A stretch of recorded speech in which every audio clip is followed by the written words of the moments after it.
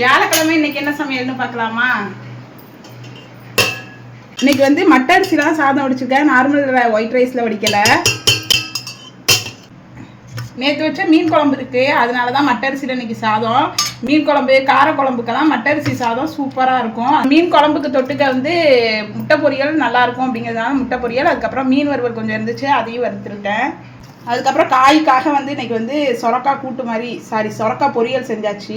அப்புறம் காலை சாப்பாட்டுக்கு வந்து தெனை அரிசியில் வந்து பச்சை பயிரை போட்டு அப்படியே கஞ்சி மாதிரி வச்சுட்டேன்.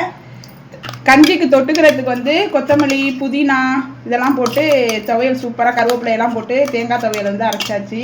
எப்பயும் போல் பழைய சாதம் கொஞ்சம் இருக்குது, அது எல்லோரும் குடிச்சுக்கலாம். கொஞ்சம் ஸ்கூல் ஸ்நாக்ஸுக்கு வந்து பச்சை பயிறு செய்யலான்னு சொல்லிட்டு தான் நைட்டு ஊற வச்சேன். தம்பி வந்து எனக்கு மாதுளப்பழம் தான் வேணும் அப்படின்னு சொல்லிட்டானா, அதனால வந்து இதில் பாதி எடுத்து இந்த கஞ்சி மாதிரி வச்சுட்டேன். பேலன்ஸை வந்து முளைக்கட்டுறதுக்கு வச்சுட்டேன். நாளைக்கு வந்து ஸ்டீம் பண்ணி முளைக்கட்டிட்டா ஸ்டீம் பண்ணி சாப்பிட்டுக்கலாம் அப்படின்னு சொல்லிட்டு. இன்னைக்கு இதுதான் நம்ம வீட்டில் ஹெல்த்தியான லஞ்ச் அண்ட் பிரேக்ஃபாஸ்ட். உங்கள் வீட்டில் இன்னைக்கு என்ன ஹெல்த்தியான லஞ்ச் அண்ட் பிரேக்ஃபாஸ்ட்னு சொல்லிட்டு கமெண்ட்ல சொல்லுங்கள். தேங்க்யூ ஃபார் வாட்சிங். பாய்.